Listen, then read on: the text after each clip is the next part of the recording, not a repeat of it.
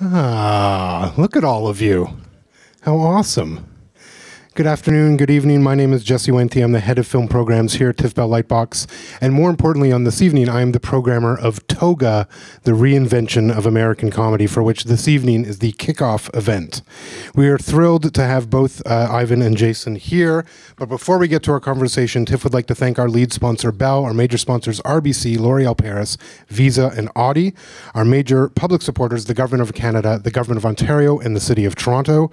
In Conversation With is sponsored by Audi, the official automotive partner of TIFF. We'd also like to thank our media partners, the Toronto Star and the Comedy Network. If you feel it necessary to tweet, which you will, let's be honest, please feel free to do so, but we ask you to place your mobile devices on silent while you do this, as to not interrupt the conversation on stage. No photo or video taking is permitted during the event. We are capturing this for posterity, so we please ask you to hold off yourself until the, and then at the Q&A section of the evening, there will be a microphone on either side of the auditorium, so please raise your hand and we'll bring a microphone to you. And I thank you for your cooperation in advance. We have some exciting Toga events coming up, of course, this evening's In Conversation With. And afterwards, Ivan will introduce his carte blanche selection, Some Like It Hot, right here in the theater. So please come back for that. On Friday night, Ivan will also present Meatballs and Stripes, Ghostbusters on Saturday, and Kindergarten Cop on Sunday. And tomorrow night, in honor of the 35th anniversary of one of the greatest comedy movies, movies ever made, Animal House. We bring the people that helped build that house together again for a reunion. We have Ivan Reitman, Maddie Simmons, Martha Smith, Stephen Furst, Peter Reigert, and John Landis, all here on stage tomorrow night. There may be togas. I'm not promising. I'm just saying, come and you'll see. I know the thought of me in a toga is a terrifying thing, but folks, deal with it. John Landis will return here on Saturday for his own In Conversation With on July 20th, and he will be signing copies of his book, Monsters in the Movies, earlier in the day at 2 p.m. This is an absolute thrill for us here at TIFF, and for me personally, I grew up loving, you know, many of the movies in Toga were my foundational teen experience here in Toronto. I vividly remember seeing them all in a theater, and it's a delight to be able to bring them back here. And without further ado, please allow me to introduce our very special host for the evening himself, an incredibly talented filmmaker. Please welcome Jason Reitman. Thank you, that was lovely.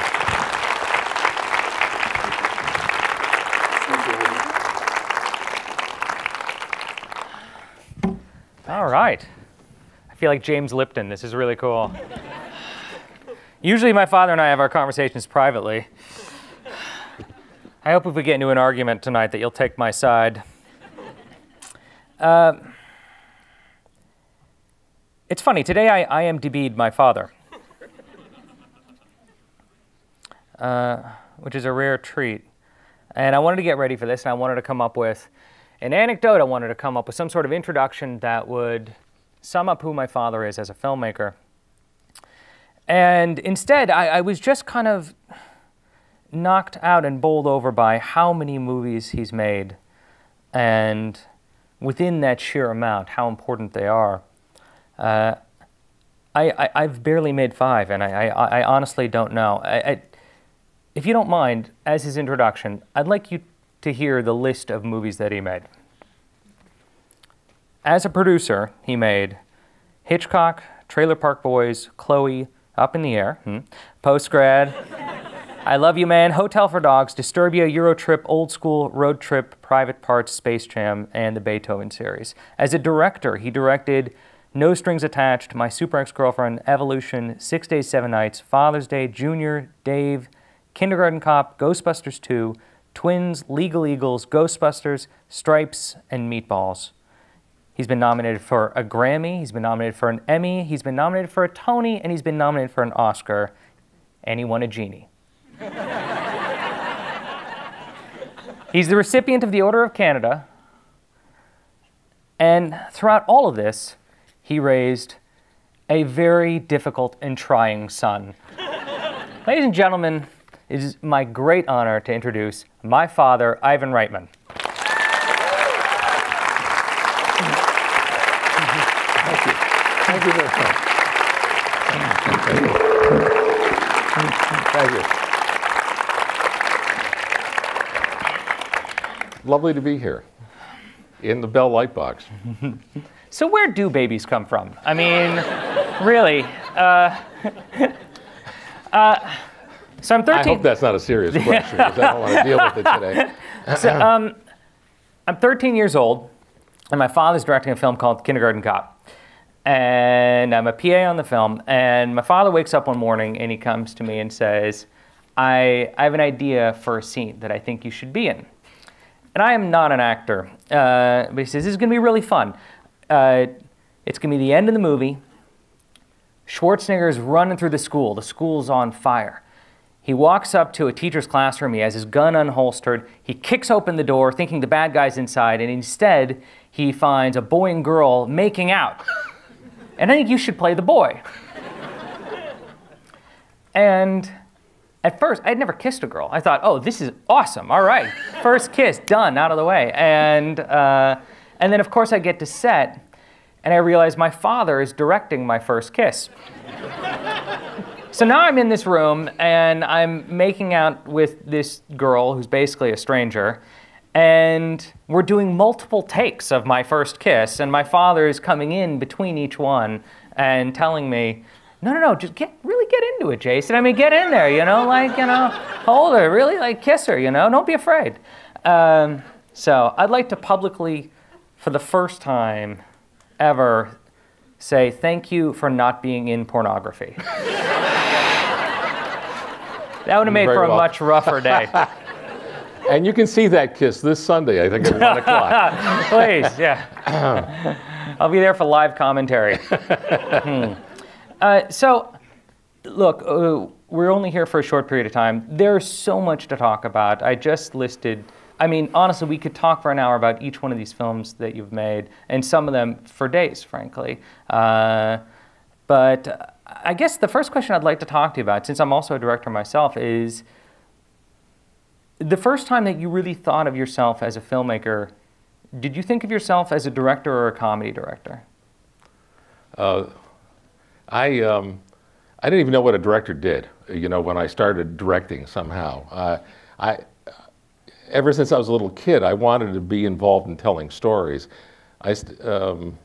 My parents and I escaped Czechoslovakia when I was about 5 years old, and my memory of my childhood only begins at that time. I somehow blocked out everything that happened before then. And it was an escape which I don't feel like going into tonight because it's a little bit emotional. And, I was playing outside and I suddenly I was told to come in for dinner. I remember telling a friend, hey, I'll see you after dinner. We'll continue. It was the summertime. It was July. And my parents were putting a lot of different clothing, 2-3 pairs of pants and shirts and sweaters, because we were going to have to really sneak out of the country as well as we could. And the plan was to only have one small suitcase to go with us. And my favorite toy at that time, I had two actually. I had a puppet theater, which apparently I put on puppet shows. This is before the age of 5. And I had a slide projector, and my favorite slides were of Disney comic characters. And I remember trying to sneak that big slide projector into this very small suitcase to get it out. I thought I actually did it, and of course, that wasn't the case. So I think it goes all the way back. I was putting on circuses. When we came to Canada, I remember even before I really learned English, putting on kind of backyard circuses, putting up flyers on the, on telephone poles here on Avenue Road of all places, and trying to get people to come to our backyard to watch me be an ass. Nobody came. Do you remember even understanding what a director was as a job? Do you remember how young you were when that happened? No, I mean, the first films that I directed were at McMaster University. The first film I directed was and I had never directed before, was a short. I directed some theater, and I understood it involved speaking to actors, trying to get the truth out in some fashion. I mean, I wasn't totally ignorant, but I had this wonderful experience making this first short, Orientation. It tells the story, and of those of you who are coming to Toga tomorrow night, it really is the precursor to Animal House. It tells the first few days of a freshman student at McMaster University. It's pretty funny. It was actually blown up into 35 millimeter and distributed by 20th Century Fox in movie theaters across the country. And it was like kind of this auspicious beginning. And in that film, really, we had to wind up our Bolex to make it work. We only had a hot splicer to edit with. We had hand rewinds to cut with. And yet it's very tricky in a comedy because it's all about the timing. And I didn't feel like a director in that film, but I remember falling in love with the experience. I think, finally, to answer your question, I think it wasn't in Meatballs, which was kind of just a terrifying experience until it was really finally done, and it wasn't Cannibal Girls, which came before then, which was all improvisation and good and bad fortune. It came in the middle of Stripes. I'll tell you two very quick anecdotes. About a week into the movie, it seems to be going very well, and my Academy Award-winning sound man, Gene Cantamesa, who I'll say I worked with for the next 10 years as well, came up to me and says, "Hey, do you think this is funny?" And the most terrifying question you can ever ask somebody trying to make a funny movie. And I said, "I think so." He said, "I just came off this Mel Brooks film. We were laughing every single day. We were having a great time. And, I'm not getting it. I'm not laughing in the same way." And I just had to hang in there. So I was somewhat nervous. This is the second time I was working with Bill Murray. I was working with Harold Ramis, who I knew from the stage show we had done before. I was feeling confident. I knew we had an extraordinary group of young, funny people who had never been seen before, people like John Larroquette, and I can't remember everybody right now, but it'll come back. Judge Reinhold. Judge Reinhold, of course. There's early John Candy, too. Yeah, John Candy's really first American film. And there was a scene, we're going to, I think, at some point watch the clip of the march, but I think, for me, even sort of more remarkable than that was the scene that we literally threw together in 5 minutes. The good news, we had the Department of Defense, this is permission to shoot at Fort Knox, which meant we got to work with real soldiers who were assigned to me. And we got the run of, there was tanks all over the place. Does that seem insane to you now that they did that? Yeah, I mean, that you said, nuts. "Hey, I made Animal House. Will you let me use your military base?" I mean, well, you had a hard time getting a university to let you do Animal House, but you got the Army to let you use your military base. You know who really did it is Dan Goldberg and Len Bloom, who wrote the movie, and Danny, who produced it with me. And we had all gone to McMaster together. And they just kept after the DOD, the Department of Defense, until they said yes. And they said it's going to be a great recruiting film. And and the remarkable thing is it did turn out to be a great recruiting film. How people would see the film disappointed must have they been when they showed up? That's right. Hey, the Army's so much fun. Look at this. Look at what happens to Bill Murray. He gets to go to... Anyway,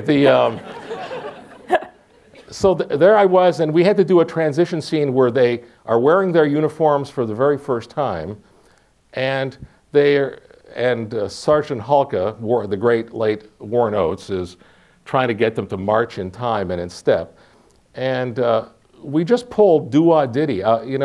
We had chosen another song for earlier in the movie, and then I thought, well, let's go with Do-Wah-Diddy here, and let's march to that. And that whole scene was thrown together in 5 or 10 minutes. It's this enormous shot finally, because we had a crane, we had tanks in the background, we had other real platoons who were just, and we only did 2 takes of it. And the second take is what's in the film. I said, "Oh, I'm a director." That's sort of one. Wow. Well, we don't have that clip, but I didn't know I was going to tell that story. I'm sorry. I would have pulled that clip. No, well, hey, Cannibal Girls it is. No, let's actually look at that scene from Stripes. It's an iconic scene, and I watched Stripes one summer every single day, from the day one class year ended to the one that it's probably the movie I've watched most of all of them, and And this is a remarkable scene that everyone will immediately recognize. So let's show the scene from Stripes.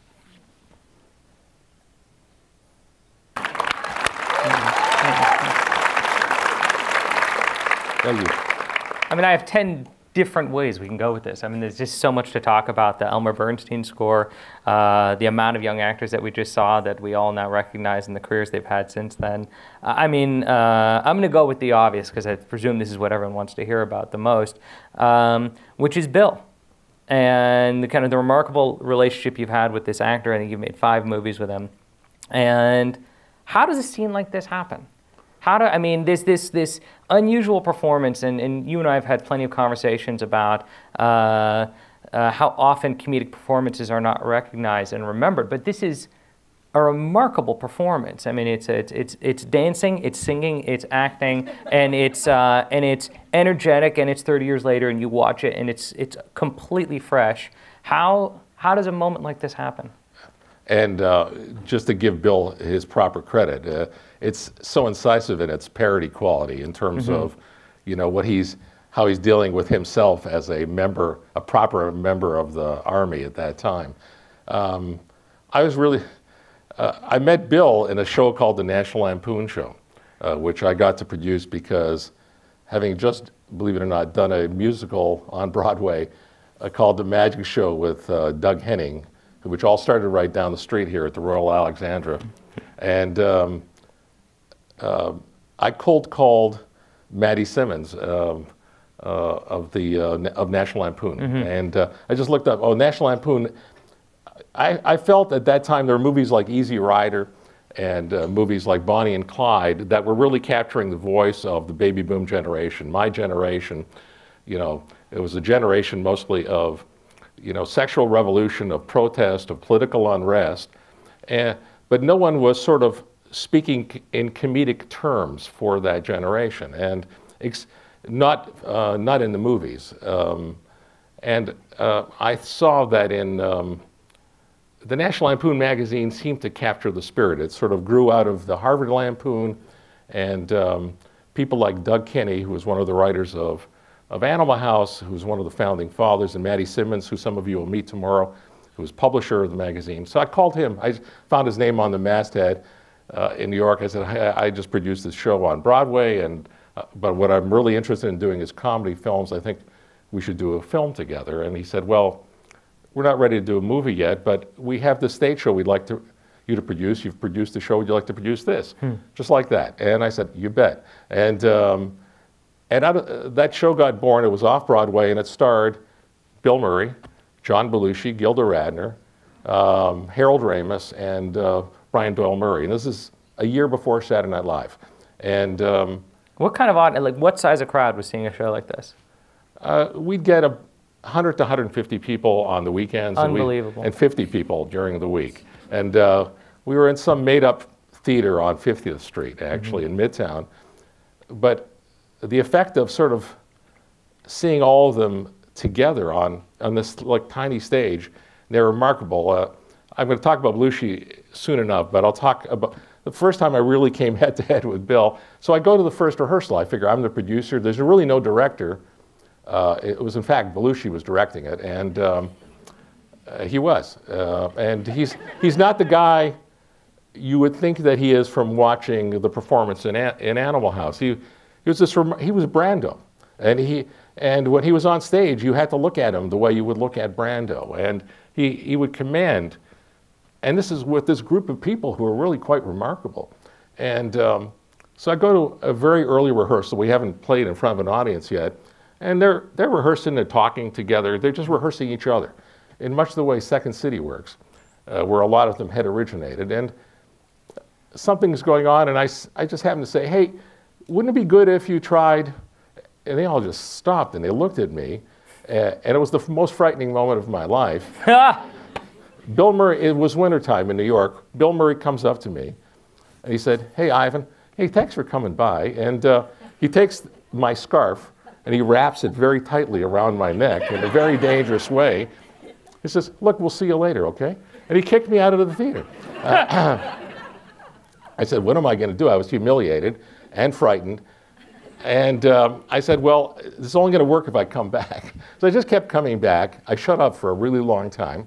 And then an interesting thing happened. When we got to the theater itself, and when we got in front of an audience, they needed somebody else to talk to who wasn't up there with them. And they had gotten used to me. I don't think they respected me. I don't think they thought I knew what I was doing at that point. But I was the guy who was out front, so they slowly started asking me sort of an opinion on stuff. And I made sort of sense on a number of times. And that was really the beginning of this relationship with this extraordinary group of people. And I think somehow being part of that sort of formative group as they sort of went on with their lives allowed me to experience the extraordinary joy and adventure of getting to direct Bill a number of times in films. And how did that, sorry, I'm going back to the same question. Yeah. Do you remember how this moment came about? Do you remember? Well, it was in a script. Len Bloom and Dan Goldberg had written this. I mean, you know, Stripes started out, it was meant to be Cheech and Chong joining the Army. That idea got formed really at the premiere of Meatballs here at the Uptown Theater in Toronto. And the head of, Paramount had just bought Meatballs. It was a film that was made in Canada. And we did the premiere here, and the head of, he wasn't the head, but he was the vice president. He's become very famous since. His name is Jeff Katzenberg. And he made his Stripes for buying Meatballs, actually. And he said, so what do you want to do next? And I said, how about Cheech and Chong join the Army? And it was just this sort of idea I had shaving, getting ready for the premiere. And Lenny and Danny went off and wrote the spectacular version for Cheech and Chong. And I think it was every bit as funny as this version. And I tried to get Cheech and Chong to do it. I showed it to their manager, who said, yeah, that's a funny script, and you can have them. And I said, great, let's go make a deal. And he said, well, you're going to have to, you know, they're going to get this amount of money. I said, that sounds fine. And you have to give me 25% of everything you make for the next 5 movies. I said, are you talking about my salary? And he said, yeah. I said, but I just did Animal House and Meatballs. They sort of worked out pretty good. And I don't see why I should be giving you 25% of what I make when I'm delivering this really good. He said, hey, that's the deal. And so clearly that deal didn't get made. Cheech and Chong never heard about it. I got to play cards with Cheech and I became friends with him. And I said, hey, you know, you were supposed to be in Stripes. It was written for you and Tommy Chong. He said, what? And I told him this story, and he was amazed. He had never heard about it, never knew anything about it. That's unreal. So Bill Murray. Yeah. So we turned around and we said, well, okay, we got to rewrite it. And I had this nice success with Bill on Meatballs. And we're just sort of jumping around, but it's fun this way. You know, Bill didn't come on to he didn't say yes to the movie Meatballs until the first day of shooting, and he arrived the second day of shooting, thank God. And we had a very good experience, and we can talk about that if you'd like. But I thought it would be easy to get him to do Stripes after that, and we had this by then. I brought Harold Ramis on because Harold was the guy who had not gotten picked up by Saturday Night Live. And, you know, having been in the show with all of them, I knew Harold was every bit as talented as the guys who happened to be chosen. And so I was very confident that he and Bill together would make this great team. And Harold did a kind of writing pass as well for the film. And I remember you told me that back on the live show that they would do 2 shows in an evening, and that sometimes it'd come out and for the second show and realize it was the same exact audience that just wanted to watch it again. And Harold was brilliant at being able to write completely new dialogue in the moment that would make sense for someone who's never seen the show before, but if you had come to the previous show, you got a whole new show from Harold. That actually happened in Toronto at the Brass Rail. They did the first show and nobody left. And it was a great show, and they just said, okay, well, let's do it again. We'll just change every punchline. And they did, all of them. It wasn't just Harold. Oh, it was this remarkable, it was actually, now there were a bunch of drunk people at the Brass Rail who said, hey, we saw the show again. But for the people who were not drunk and really paying attention, it was kind of this remarkable feat of comedic improvisation. Right. What were we talking about? Stripes. So, tonight is about analyzing one scene. We'll get to the bottom of... So this scene was always in the... And how long is this scene? I mean, did it have all this dialogue in it and everything? it had the... it had certainly the dialogue at the end, but not "That's the fact, Jack." That was Bill Murray. And it had that routine that we worked out with a professional guy who does that. Yeah. We made up the... What must have he thought? He was pretty impressed. And that platoon, which half of whom were actual soldiers and half of whom were kind of upcoming comedic actors, and I'll let you decide who's who, and they rehearsed for weeks getting to do the routine. Bill Murray never rehearsed it. I'd say, come on, Bill, you have to lead this. You have to be the guy. He says, yeah, I'll do it. The day before we were shooting it, he got one of the guys to show him the routine. That one night. And we started, we worked, it was the first time I ever worked with a Steadicam. It had just been invented. Right. That scene was shot in one day.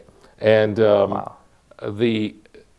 Fortunately, and we had a real live audience. It was the Army showed up. You know, we used real platoons. We had all those people who were there were really, you know, personnel from the base and their wives and their families.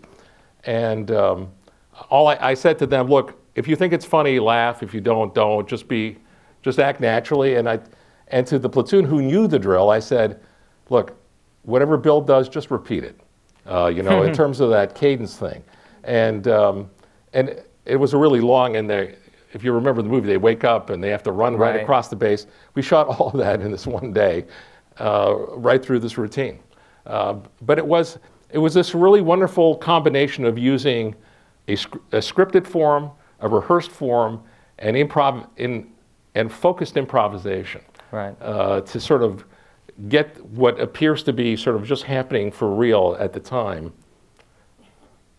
And at what point did you feel like you had developed your directorial style? Like when you just said what you said, that reminds me of how you approach a scene. Did you feel on Meatballs you'd already figured out what your directing style was going to be? Has it changed over the years? Well, speaking of Bill, so he shows up on the second day of shooting. We have on Meatballs, yeah. And we think, oh, we have a pretty funny script here. We'll go, and he's disdainful of the script, and he said, "This is not funny. This is not funny. We'll make this work." Fortunately, you weren't wearing a scarf. On the very first day of shooting, he does the scene where he meets the counselors in training, the CITs, and he took sort of everything that was in the script. And then he would just put his own sort of little spin on it. And I remember turning to Dan Goldberg at the time and saying, thank God he showed up. Because it was clearly much better than just doing it in the most straightforward manner that it was written. And what I learned in Meatballs is that I had to become nimble. That oftentimes good ideas happen, you know, on the set, and that by having the resource of Bill, for example, in that film, he was as good a comedic writer as anybody in the world in the English language, and that having him on the set was like this remarkable gift to me, and that I could do it. I could go one way. I could try to sort of bend him to me, or I would bend my approach to taking advantage of this great resource. And I think he felt really good in the working relationship because he saw that I was listening. Mm-hmm. And what I quickly learned is, well, I can't take 100% of it because 100% of it was not really great. But there was always this piece of genius lying there in every other line or every 10th line or whatever it was. And it was to encourage that, to separate the stuff that didn't work. And that if suddenly, because of an idea he had that was really great, where I've now lit over here, but the scene plays better over there, that somehow I had to learn to move fast enough, get my crew to move fast enough to then move the material to over there. Let's look at a Bill scene. Let's, if we have the Meatball scene queued up, let's check that out.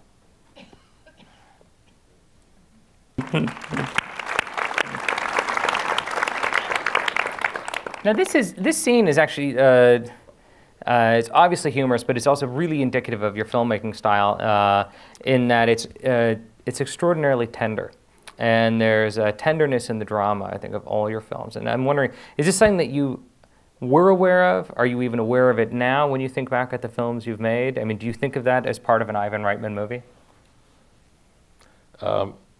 I wasn't necessarily, I don't think I was aware of it back then.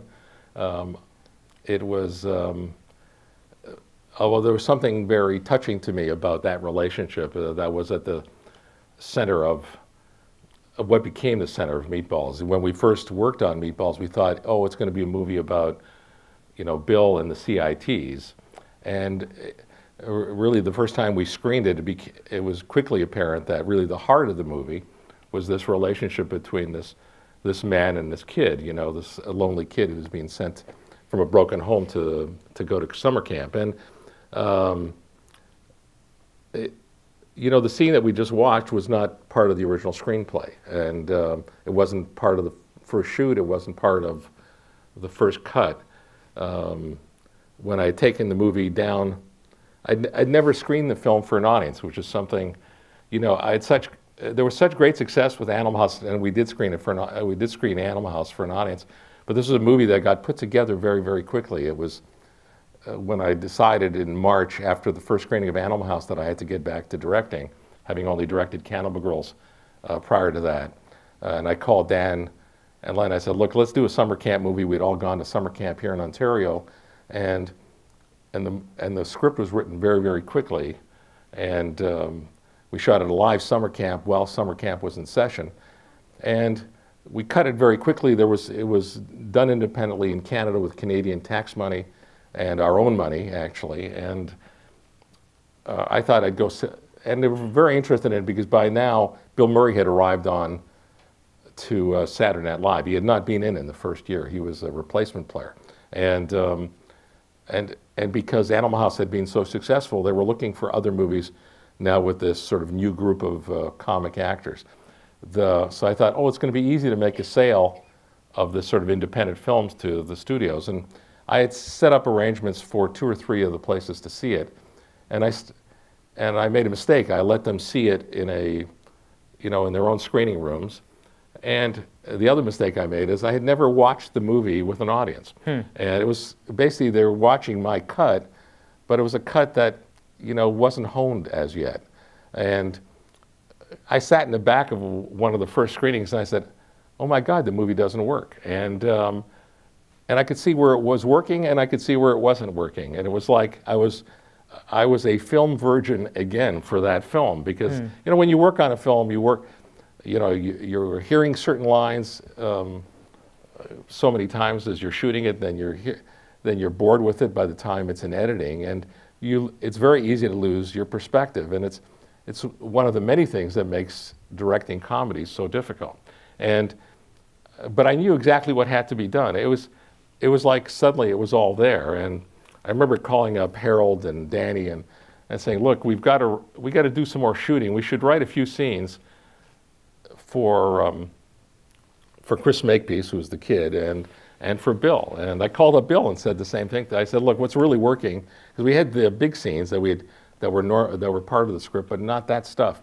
And we built this little cabin set on a small stage in Montreal, and we shot 5 of these scenes, just like this. And it's one of the reasons I wanted to show it today.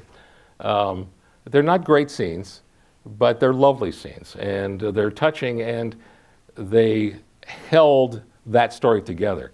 When I got home from that screening, from those initial screenings in Los Angeles at the studios, I cut about 40 minutes out of the movie. And it was about 75 or 80 minutes long even then. And then we shot, I guess, about 20 minutes worth of new stuff. Things like this and a few others. And we recut it again and we showed it at a theater. And then it became the movie that it suddenly worked. Yeah, it's interesting. I think so many people go to film school and they hear about Hitchcock, who was basically editing within the camera, and it teaches this unfair idea of what it is to make a movie, that somehow you get an idea in your head, and what in your head is the finished film, and if you are not doing that, then somehow you are failing as a filmmaker. And I think most directors believe this, go in knowing this, because they don't know any other directors. I was fortunate. I grew up in a directing family, so I got to see how you made movies, and as I started to make my own movies and became friends with other directors, I realized, oh, this is part of the process. You have to find the film, and you, as you've told me many times, that at a certain point, the film lets you know who it wants to be. I'm going to jump forward for a second. What was the first time you ever heard about Ghostbusters as an idea of any kind? It was this sort of mythical idea that Aykroyd had written this treatment for Belushi and himself. And sometime after Belushi killed himself, basically, I was contacted. Aykroyd actually called me. I knew Danny from working with him at City TV when it first opened. And I did a show called Greed, which was a kind of a Saturday Night Live sketch show, all sorts of, we had a bar mitzvah band who had played. We had our audience, we had a live audience, and we had basically 2 cameras, and it was against the Saturday night hockey game. So you can imagine how many people didn't watch our show. So, and Danny was our announcer. And we became friends after that. So by now I'd done a few films, and so had Dan, and he sent me this sort of mythical treatment that I'd never read before. And was it called Ghostbusters? It was called Ghostbusters. And, you know, it took place in outer space. It was sometime in the future. There are many groups of Ghostbusters who were competing with each other, and there was a Marshmallow Man even in that treatment, but it was one of literally dozens and dozens of large entities that came about on a sort of regular clip. And what was Aykroyd's drug use like at the time? I mean, sort of the same as now. And what was great about it is that it had this brilliant idea in it, is that these guys who are working much like firemen, who are going out and sort of catching ghosts. And it also, so it had the Marshmallow Man, it had this great idea, and it had the symbol. The symbol was actually in the script. I think he called it the Moogly, and it's the no ghost symbol that has since become quite famous. And I remember taking him to Arts Deli in the Valley in Los Angeles and saying, look, you have these wonderful ideas, but first of all, this movie cost $200 million, and this is 1984, 83, and we can't do this. The story really, frankly, is not very compelling. Because there's too much action. It's just sci-fi for sci-fi. Mm-hmm. I said, and I barely pitched. I pitched, well, what if they're working in New York? They're college guys. They're in paranormal, and they get thrown out of college. They just done Animal House, so I was used to that story. And they go into business. I looked at Ghostbusters as a going into business story, and I pitched it to him. And I said, I knew I needed someone strong who was really much more formalized in his writing. And I said, I think you should write it with, with Harold. And he said, great. And I think Harold should be one of the Ghostbusters. And I said, let's do it. You, Bill, Harold. And he said, I love it. Let's do it. I mean, Danny is really one of the great unsung geniuses. I mean, he's famous, but he doesn't get the credit that he deserves for being one of the most spectacular idea people in the world. Here's a guy who not only did Ghostbusters, but did the Blues Brothers, did the Coneheads, did what are the brothers, the Czechoslovakian brothers, and the list goes on. Wild and crazy guys. These are just big, iconic ideas that have sort of stayed on for a long time. And I called up Harold, I remember going into Columbia, literally a week after that. The studio, not the country. Yes. Thank you. And, in those days, it was only a couple of guys in a room. It wasn't, right now, to try to get a movie made, you just go through committee after committee. It's all the horror stories that you hear now constantly are all true. But here it was just two men, and I said, look, I'd like to do this movie, and I basically pitched the movie just in a little more detail than I pitched it to you right now. And they said, hey, that sounds pretty good. And I said, of course, it's Bill and Danny and Harold. And he said, that's great. And we had done Stripes together. And they said, well, what do you think it'll cost? And I said, literally, I said, well, look, Stripes cost $10 million, so I guess this will cost 30. I just sort of pulled the number out of my head, or some other place. Yeah, that's right. And they said 30, okay. They said, if you can have it. This was May of 1983. And they said, we want it for June 1984. And there was no script. There was this idea. There was no special effects house. The only real good effects house was ILM that was busy doing Indiana Jones. Mm-hmm. And so we had to create our own effects house. And there was nothing designed. I mean, this is the kind of movie that's all about design. And we really started working on everything all at once. Harold, Dan, and I went off with our families to Martha's Vineyard and stayed for 2 fevered weeks, where we basically wrote the script as it's very much the script that you see today. Really just went to work. We set up our own effects house. I remember visiting the effects house, actually. Ghostbusters is the first film that I remember of yours as a kid, of actually being around for the production of, being on set of, which is a remarkable film at 7 years old to be around for the making of. And I remember visiting the effects house the day they were testing the card catalogs that would slide out and shoot the cards up in the air. Yeah. And we're sitting there in this warehouse, and it happens, and fly all these cards. And I remember what I said, awesome, do it again! And everybody looked at me like I was a little asshole, because I knew there was a huge reset on it. But it was... I was thrilled that he loved it. You know, Jason showed up, Jason was born 3 days before Animal House started shooting. I had been in Eugene, Oregon already in pre-production with John Landis, getting the film ready, and my wife Genevieve, who's here, and we've been together now 42 years, and I got the call, you know, it's time to come back to Montreal. A young man is supposed to be born. And she gave birth to Jason 3 days before, and about 10 days into shooting, Jason showed up on set for the very first time. And he's been on each of the sets after that, and it always bugged me. He didn't seem to be paying any attention to what I was doing. I said, Jason, watch. And, but you were watching, it turned out. Yeah. Well, as a kid, you start getting fascinated by other things, you know. I remember just, how do special effects work? How does a camera work? Why is the sound guy always doing crosswords? You know, it's, you know, just random, it's random other stuff. My first memory at all of being around the process was the scoring session for Stripes.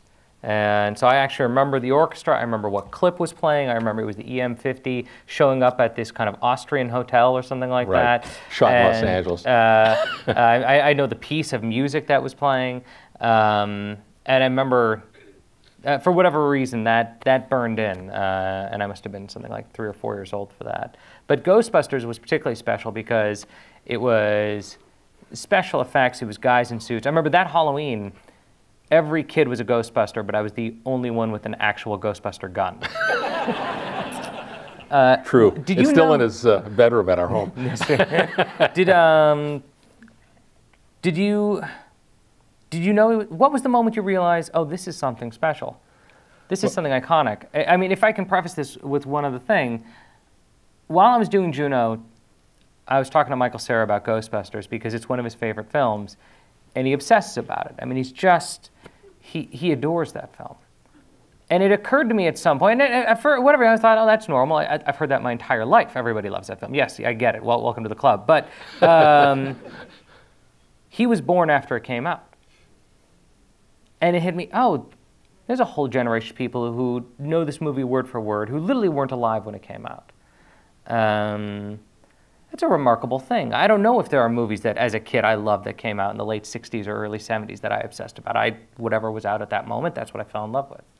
What was the moment that you knew while you were making this film that you were making something transcendent? I mean, you know, one of the reasons we make movies is the possibility that something will live beyond us, and certainly you've made more than one film that will live beyond you. What was the moment on Ghostbusters you said, oh, I'm a part of something bigger than this? Well, you don't get the transcendent thing right away. Is it right now? Is this the moment? Is this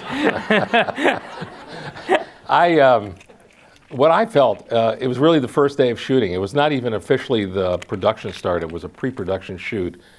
Bill Murray had just come into town. And, you know, this is the first movie I didn't have to fight to get him into the film. Danny had already taken care of it. And he had been living in France. He literally just showed up at the airport. And, in fact, Aykroyd and I went to JFK to pick him up because we were planning to shoot. And we wanted to make sure he was all cool and that we weren't sure if he had actually read the script and whether he was really truly on board because, and he said, no, I'm good. He seemed totally happy to be doing it. And we took him right to wardrobe with the other guys. And we were shooting this little shot that's actually in the movie. It's the three guys walking down Madison Avenue in full regalia, you know, with their backpacks on, it's the first time, you know, they're wearing their stuff, and it's part of the montage as they become famous in the film. And I remember just, you know, setting up the camera for the shot. I had never actually seen the three actors with the Ghostbusters uniforms on or with any of the stuff on.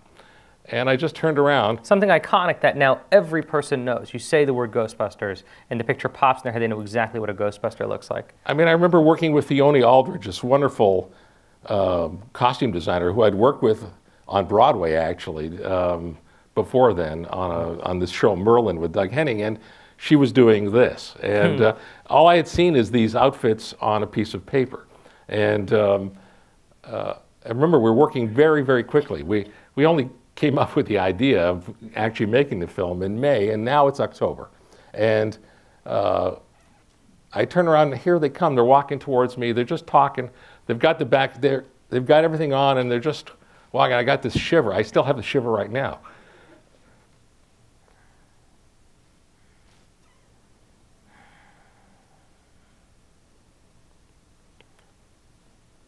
Yeah, I get it. I think it's funny. I was in a conversation earlier today, and I was talking about what do I appreciate most about directing? What do I appreciate most about my job? And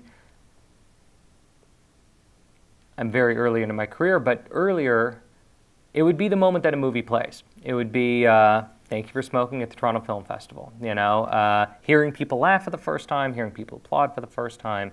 And it was all about the end result. And it was about being at the end of the journey and knowing that I had done a good job and that people appreciated it.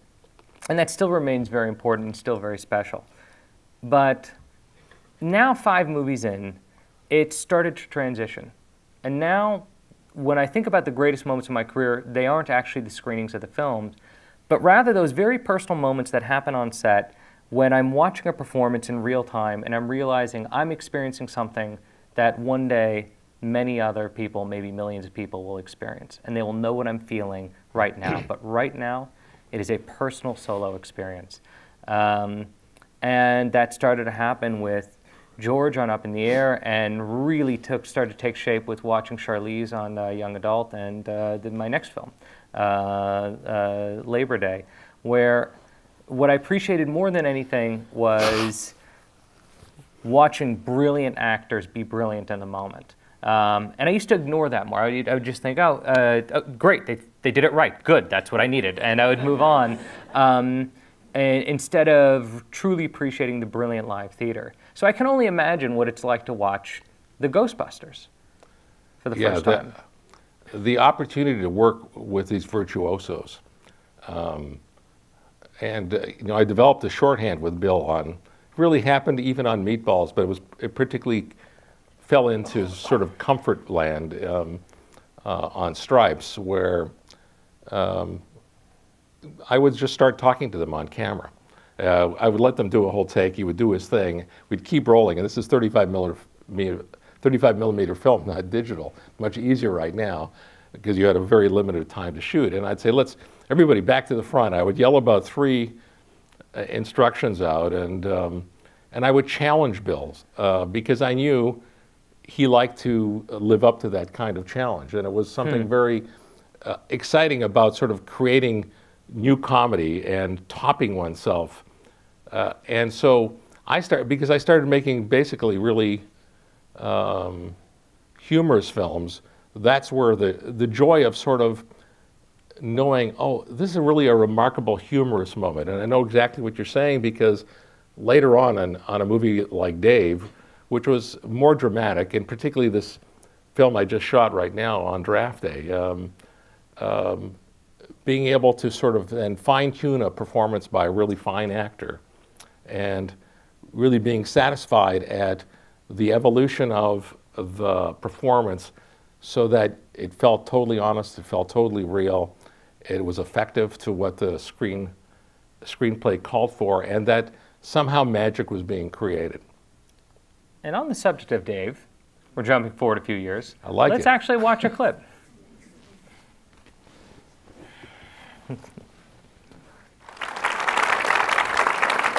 It's so well told. It's really interesting to jump to the scene and to jump to this movie. When you watch that, do you see your growth as a storyteller and your growth as a filmmaker, and strangely also that your growth as a man? Yeah. Good, I thought so. Let's watch a clip from...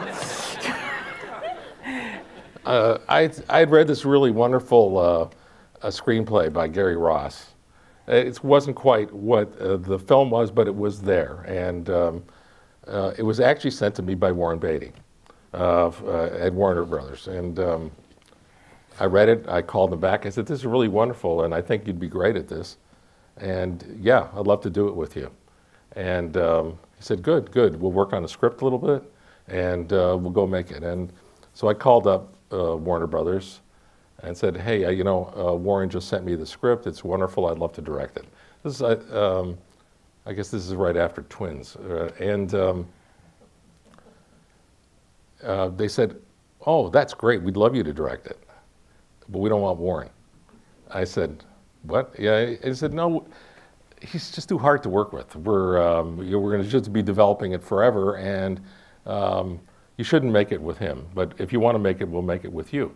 I said, well, I can't do that. You know, he sent me the script. I think I'm morally obligated to make it with him, and you should make it with him. And so I ended up passing. I walked away from the project, and 2 or 3 months go by, and they call up and they say, Warner Brothers calls back and says, finally, you know, we'll make it, and we'll make it, you do it with Warren. I said, great. I call up Warren Beatty and say, isn't this great? We're going to make the movie together. And he said, great. I could tell he was annoyed. I think he was annoyed that they didn't want to make it with him in the first place because he hears everything. And, but we started working on it together, and I could tell, and the script got even better and better and better, and I said, look, it's time to make the movie. And he kept sort of backing off. A deal could never be made. I actually gave him a piece of my own action at the time in order to sort of help, because I just wanted to make the film. I knew it was going to be a good movie, and it was a good movie for me to be a director of, and I wasn't really that worried about the deal stuff. And he still kept back. And of course, I've heard all the famous stories of how he's just one of these people who develops movies until they don't become movies anymore. And so I finally decided to put him on a deadline. And I said, look, I'm going to give you another week, and you either make the deal and go ahead, or I'm going to go ahead without you. I walked away from it once because they wouldn't make it with you, but now they are willing to make it with you, and so I'm not going to walk away from it for a second time. And you know, he didn't make a deal, and he passed, and now I was charged with trying to find somebody now the studio would make it with. So I went to normal people. I went to Tom Hanks, you know, and he was busy and turned it down. And we went through a whole bunch of, I sent it to Kevin Costner, who had just, was at the prime of his career. Having just worked with Costner, he would have done a great job, but he said, I never got that script. I said, no, I really did send it to you. He couldn't remember it. And I said, what about Kevin Kline? And studio didn't want to make it with Kevin Kline. And I kept nagging at them and finally they said, okay, we'll make it with Kevin Kline. So I sent it to Kevin Kline, and he turned it down.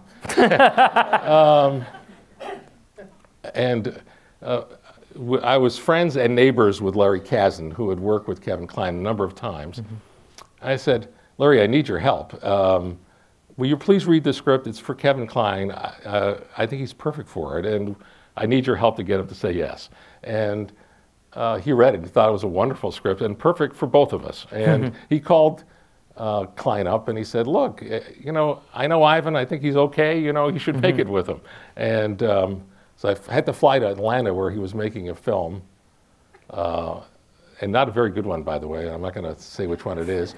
And we sat down. We had a perfectly charming, wonderful meeting, and thank God he ended up doing the film. I mean, he just had that lovely lightness of touch and the sort of acting chops to be able to sort of play these three roles. You know, Dave, the president, and Dave pretending to be the president. And it was really a complex thing to pull off.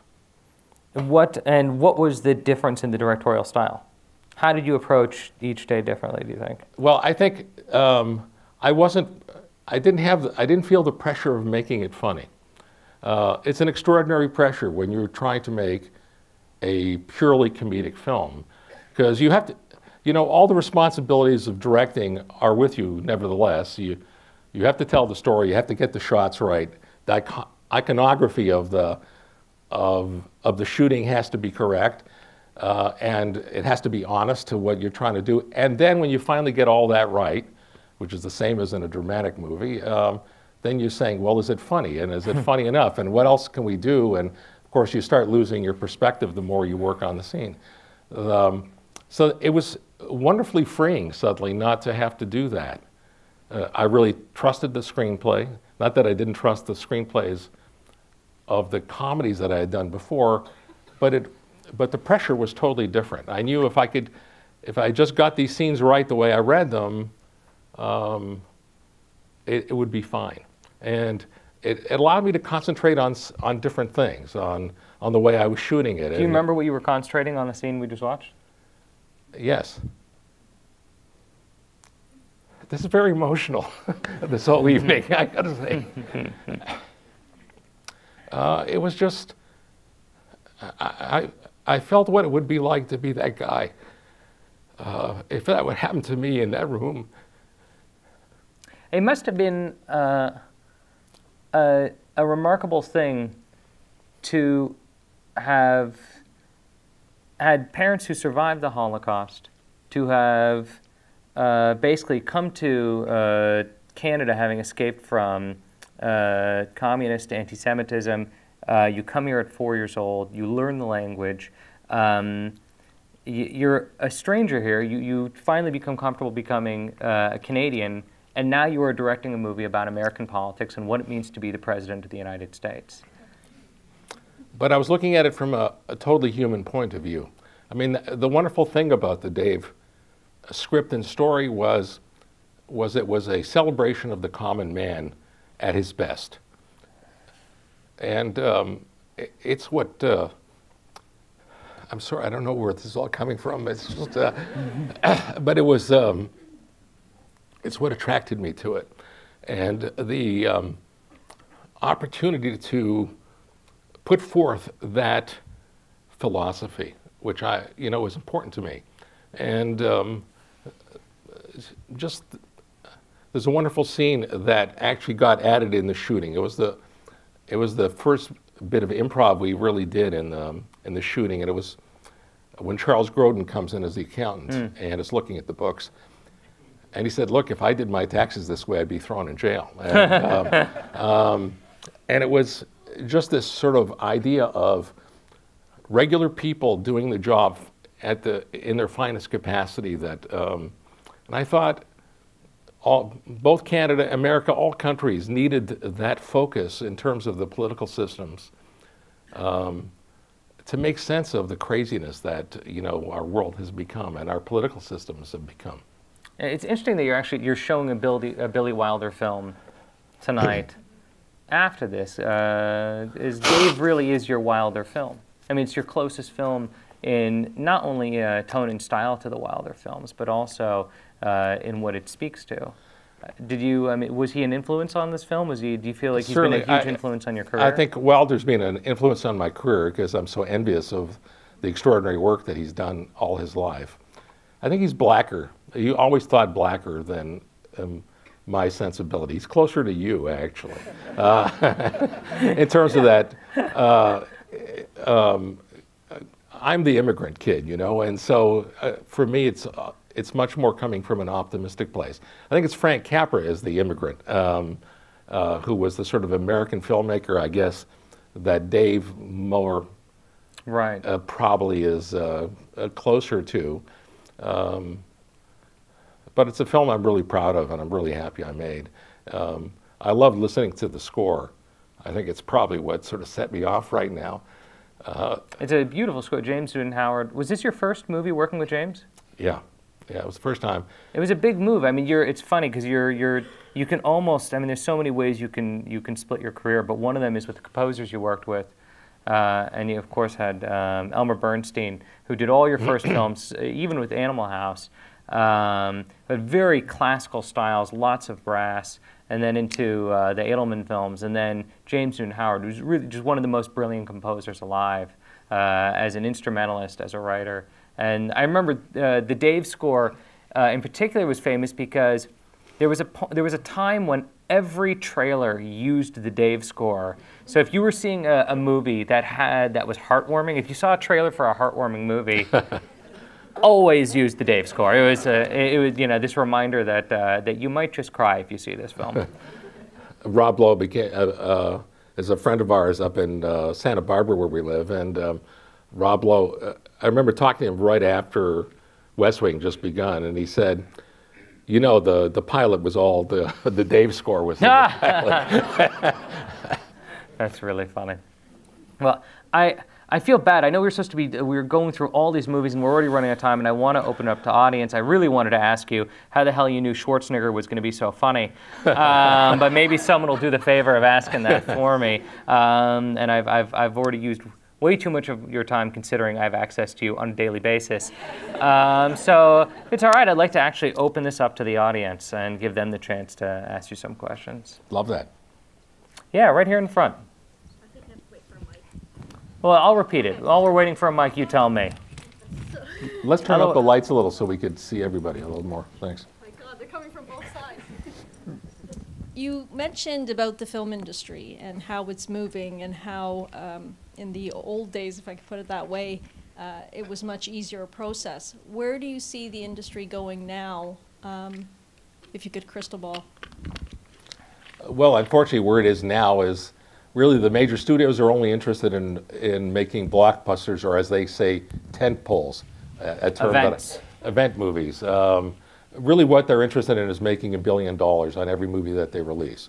It's and it's a kind of a no-sum game, unfortunately, because they can't keep, and the way to do that is by making sequels to things, and it's why there's so much interest in Ghostbusters 3. Do you want to reveal anything? I have nothing do you have anything to say? All right. Thank you. Thank you very much. You're going to get asked anyway. I'm saving you. And the business is being bifurcated. I mean, there's independent films and really the kinds of films that Jason has decided to make his signature. And I can't tell you how proud I am of the work that he's done and the wonderful movies that he's made. And I think it's the right way to go. It's not the way that I could go when I began, because there was no way to do that, really. the Hollywood studios are making less and less, and they're making really the same movie over and over again, unfortunately. That's why, you know, we're going to look at Some Like It Hot. Some Like It Hot was made under the studio system. It would be almost impossible. The last movie that got made like that was, ironically, Tootsie. And anyway, I think that answers your question. Thank you. Yes? Oh. Yeah. Just go for it. I'll repeat your question, otherwise it'll take forever. This is just a question kind of for both of you. So for Ivan, I was just wondering, when Jason was an upcoming filmmaker, what would be the kind of most important piece of advice or tip you would have given to him or someone in his generation? And to Jason, what now, after 5 films, would be the most important piece of advice you'd pass down to the next? So the most important advice 20 years ago versus the most important advice now. I think the most important thing I said to Jason about making films came very early on when he was in pre-med.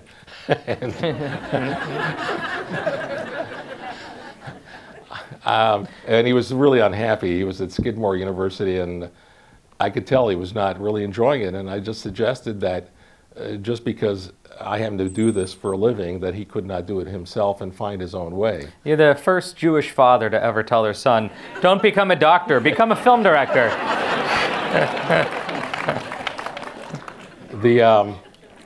I have to tell a story about you very quickly, because right after that, he talked his way into USC.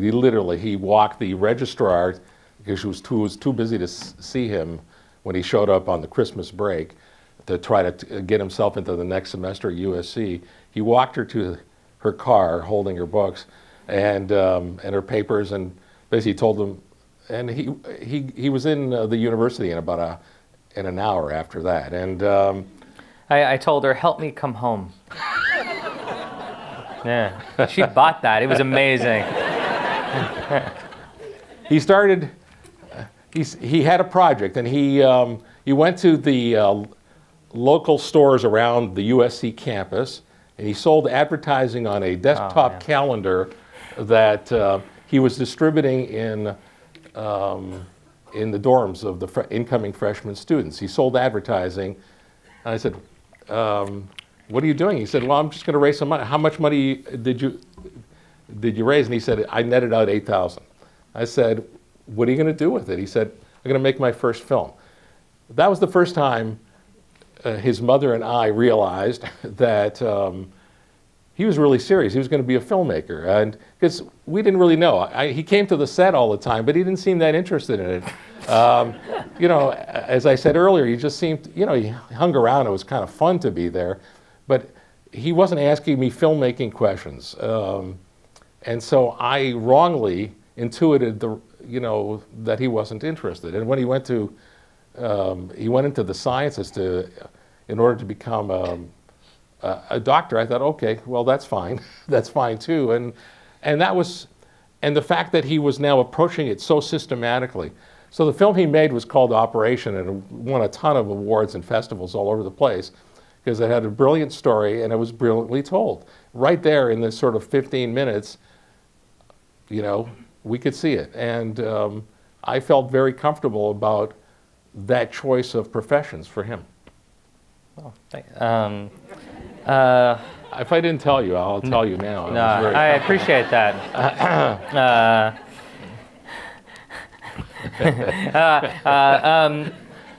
My best advice. And my advice now is to keep up the good work. I appreciate it. I'll try. My best advice to a young filmmaker today is that there's no reason at this point not to be making movies. That the barrier, all the barriers for entry have been dropping. I think, you know, it was in the 70s that Coppola said, you know, the next Mozart will be some kid with a video camera from the Midwest, and he was right. He was just early. You know, not only did we need home video, but we needed some way to edit things at home, and we needed some sort of distribution system, which basically came through Final Cut Pro and then through YouTube.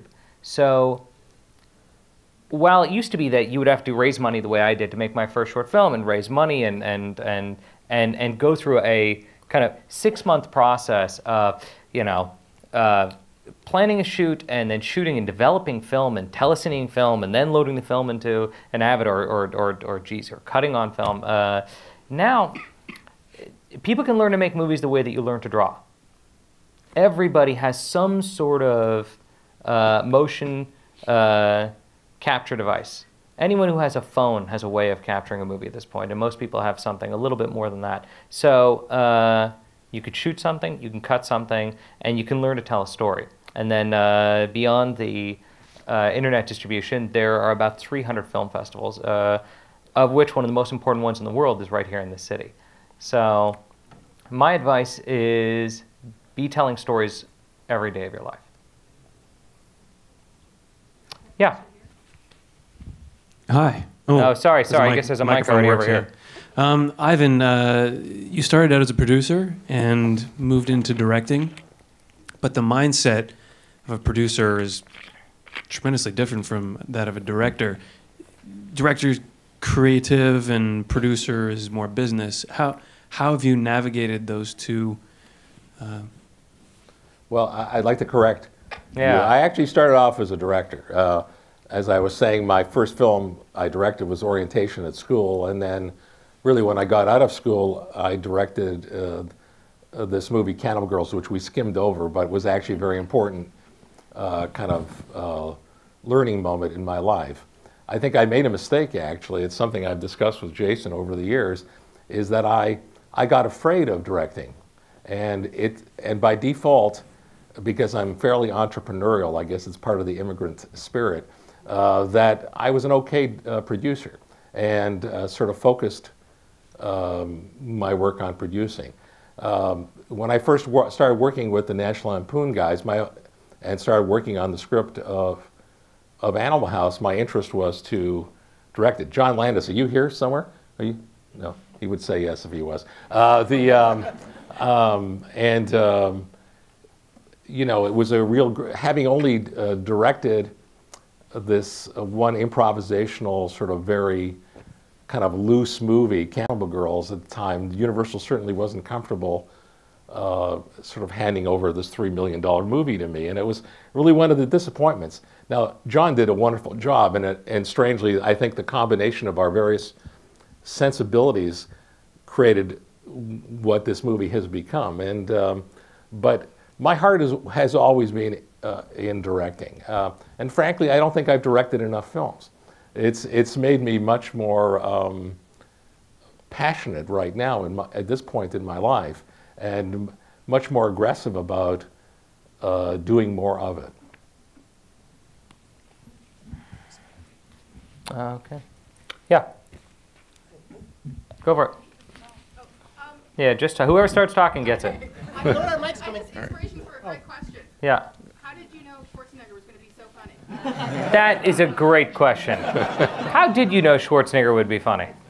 I wasn't absolutely sure, but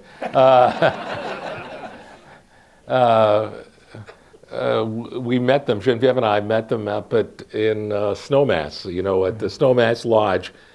He was skiing with the family, and he came up to me one day and he said, "You're that Ghostbusters guy, right?" I won't do his accent. I said, "Yeah." He said, "You know, I could be a Ghostbuster." I couldn't help myself. I said, "Really?" You know, from speaking to him, I realized he's actually a very verbal guy. You don't become the governor of a state without without having the ability to really speak well. Mm-hmm. And he had a really pretty wicked sense of humor in his. But most of the movies he had done at that point were these big action-oriented films, in which really his syntax didn't go with the syntax of what he was being asked to say. Right. And so the lines came out in this sort of really tortured manner, and so came out unintentionally humorous, and hurt his reputation as a thespian. And so about the same. So I bumped into Danny DeVito a short time after that. I think it was one of those Disney screenings where we took the family to, and Danny and I were going to do a film here in Toronto a long time ago, And I had brought him in. It was really after One Flew Over the Cuckoo's Nest. And I was the producer of that film, and not Cuckoo's Nest, on this film that we're going to do in Canada. And we already had our two Americans, Brenda Vaccaro and Don Stroud. It was called The House by the Lake, and Don Stroud was the director. And so Danny DeVito got kicked out of the country. We couldn't use him. And it became kind of this running thing. And of course, he became the famous actor that he was. And we'd always sort of kept in touch and talked about sort of making a film together. And you know, I hired a few writers, and we started kicking ideas around for them to do this movie together. Somebody pitched brothers. I'd like to think I said twins, and that's sort of what happened. Yeah, I got my question. Okay. So I was at the screening of Thank You for Smoking. Ivan, you were standing beside me being so proud of Jason. It was so lovely at TIFF. But I want to know, instead of thank you for smoking, thank you for donating. Could you please tell us the story of the land that you donated and why we are here enjoying TIFF? It's a great point. I mean, it's kind of amazing that we're having this conversation exactly where we are. Do you mind telling the audience? I can't start crying a third time.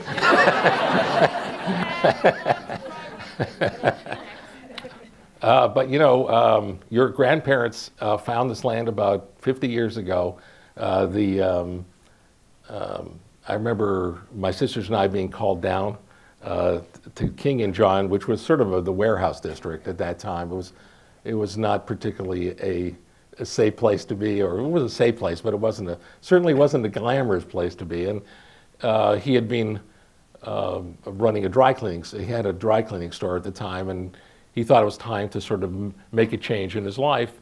And he had been able to scrape together enough money to buy this acre of land on which Farb's Car Wash was the tenant. And you know, he got up every morning and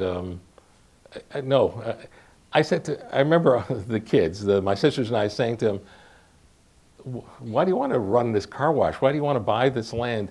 And I don't know where this came from. I don't know where he got this idea, but he literally said, I think the city is going to come back around here.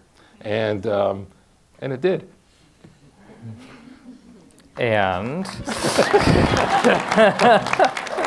After they both passed away, my parents, your grandparents, Aggie, Susan, my sisters, and I thought it would be, you know, wonderful to do something that would commemorate their legacy. And you know, we were, you know, I was a huge fan of the Toronto Film Festival. Started going right from the beginning, and it seemed like an appropriate place to do this. They were the appropriate organization to sort of do something with. And I remember talking to Michelle Mayhew and Pierce, handling very early on. I mean, raising they did an extraordinary job raising the money to put this all together. Our family, along with the Daniels Group, who became our partners in terms of developing this land, really sort of finally donated the underlying land to TIFF so they could do this. And it was an 8-year struggle, and about 4 years ago it opened, and we were here, and it was a wonderful experience. And I'm just sorry that, you know, your grandparents couldn't be here to see it. It's it's a remarkable thing that this country gave you home and gave you a place to become the filmmaker that you are, and that this piece of land now sits as the center for filmmaking in Canada, and frankly, is the home for my career. My films premiere here. I think we are running out of time, so I'd like to finish by saying, I know I speak on behalf of the whole audience when I thank you for all the movies that you've made and given us and given to people who are not even born yet. And